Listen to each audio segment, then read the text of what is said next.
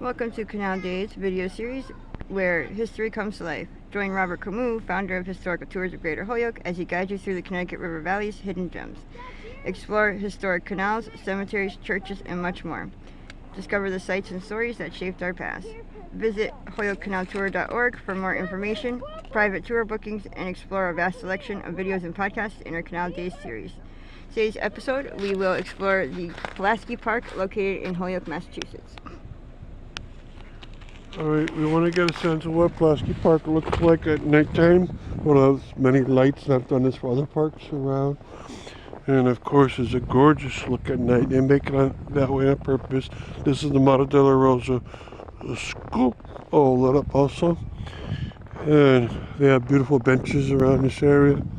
And we're going to take a walk around the park. And I'll talk a little bit about the street, but I have so much text, pictures, videos, and podcasts already on this park that not much needs to be said. It's just a place to be enjoyed, and that's why they made it. We're walking up a sidewalk, which used to be part of the former Prospect Street.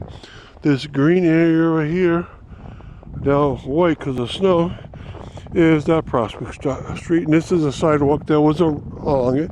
These beautiful trees were also along the tree belt of that Prospect Street. All right, and they made this park in 1848 informally as Cary Park, and the reason why they made it along here, they ran out of grid space, straight lines, and they had a little extra space, and it was beautiful. A great view over the cove and the river and into the mountains, Mount Tom and Mount Holyoke Ranges. And who can deny how beautiful it was? So what they did was turned it into a park. And it is Olmsted Park in this center area here. You have the Polish and American flag, and the rock says this is Pulaski Park. Okay, it was named for a long time Prospect Park from 1886 to 1939. Then since then it's been named Pulaski Park. And they put a lot of beautiful items here, lots of benches.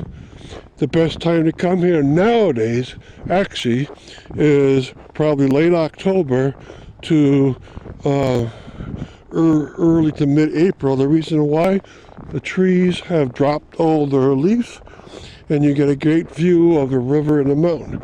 Now that's not the reason why the park was so beautiful in the past, because in the past the best time to come would have been late spring, all summer and early fall. But there's a lot of invasive species nowadays, so the view is not great. I wish they cut down those invasive plants. And so what we're going to do is walk outward bound on this sidewalk. We're now at Arbor Way in Holyoke, which is the other circle coming into the park. During urban renewal of 1968-9, they put a heavy stress on keeping this park up to a great look. Now we're going to cut over to the other path. And there are 4 of these lookout locations where you can look right down into the river, look out onto the mountains. And of course, daytime is just as good as nighttime. But again, bad weather or cold weather has become the prime time to come out here because you can actually see the river. And there's the Muller Bridge, and beyond that is the Mount Tom mountain range. Right.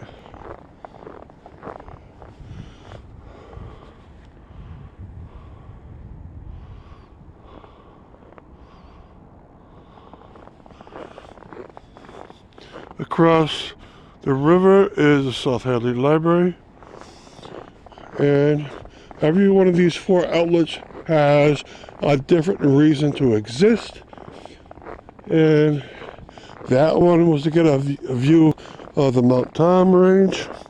This next one, the reason why it was put in at this location is to give you a great view of the river itself.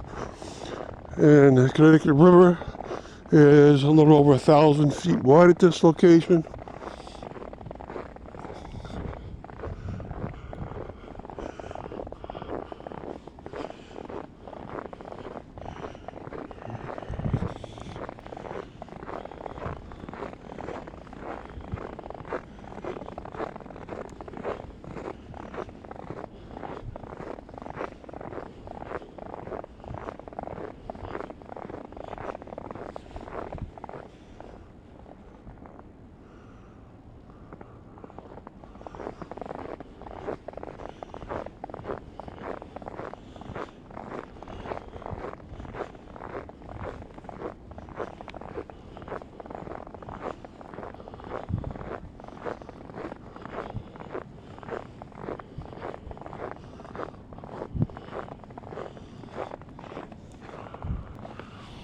Okay, this is the gatehouse that we see all lit up.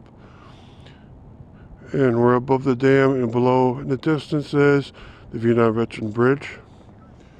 Alright, so this is the second outlook, and it's really nice because we see that there's a street beyond it. That street is Chestnut Street. It has the St. Jerome's Church on it, and it has Veterans Park in a great distance. Okay, there's two more outlets, and we'll go see both of those. And again, they both have different reasons to exist.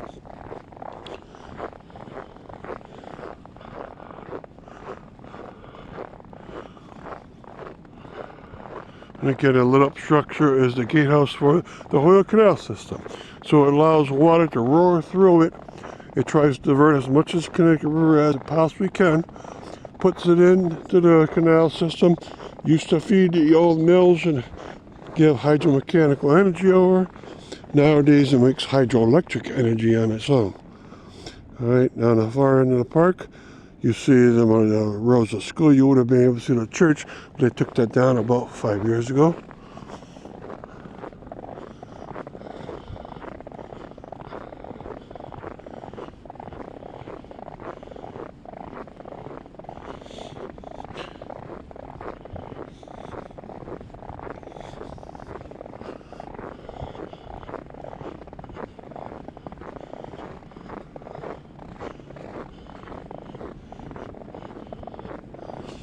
Okay, at this next outlet, again, you have benches, and this wall was not made by the Olmsted. They didn't like it, but it's here.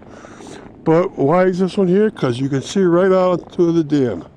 The dam is right below us, 1,000 feet across the river. The canal is coming in. You might be able to see some of the water coming in. And then hydroelectric stations, the fish elevators, and a lot of mechanisms for the dam is right around us. Okay, and we're right at the end of Maple Street. Okay, and we got one more outlook to go.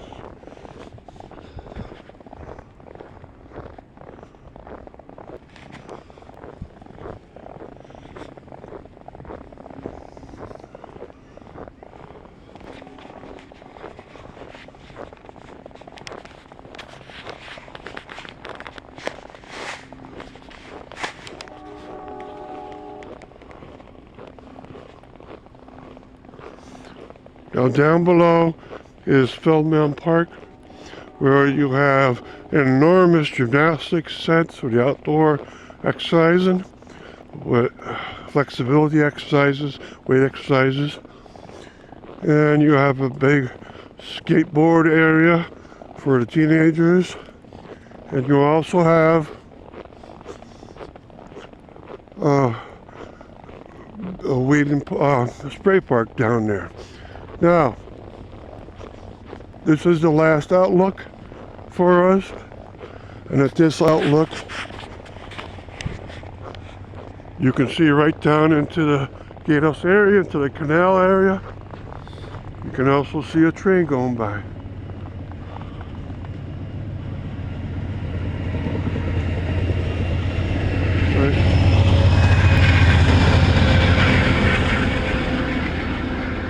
That was the Amtrak train going north up to Burlington, Vermont. Alright, and this is the canal start. So the water is flowing through here.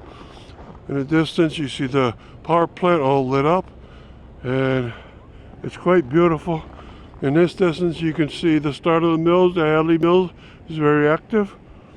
Okay, and down below is Philman Park. Up this way is Holyoke City Hall, because that's High Street. Right, and then you can loop back onto the sidewalk that we started out on and go back up the circle here. Okay, and that forms our tour for today. Thank you.